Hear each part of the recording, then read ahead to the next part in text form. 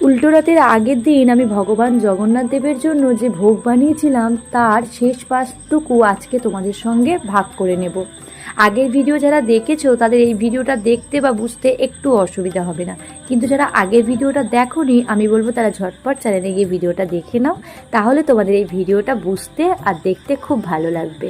এখানে আমার একে একে সমস্ত রান্নার পর্ব চলছিল, আর আজকে আমার একটা খুব বড় কাজ ছিল। সমস্ত কিছু সামলে প্রত্যেকটা জিনিস করতে আমার পক্ষে একটু অসুবিধা হয়ে দাঁড়িয়েছিল। তবুও ভগবান জগন্নাথ দেবের এবং মা তারার আশীর্বাদে আমি সবটাই সুস্থভাবে করেছি।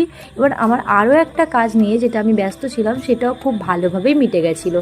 এখানে আমি আজকে ভোগে বানিয়েছিলাম ভগবানের খুব পছন্দের ভোগ, কণিকা ভোগ। তার সঙ্গে সবজির যে বেসর বলে একটা সবজি বানানো হয় সেটা, তার সঙ্গে ছিল পায়েস, চাটনি, আর ছিল 5 রকম ভাজা, যার মধ্যে ছিল ভেন্ডি, পটল, বেগুন, কাঁকরোল, আর ছিল কুমড়ো ভাজা, আর ছিল পাঁপড় ভাজা, মিষ্টি দই, আর সঙ্গে রসগোল্লা। তো এই দিয়ে আমি পুরো থালাটা খুব সুন্দরভাবে সাজিয়ে গুছিয়ে নিয়েছি।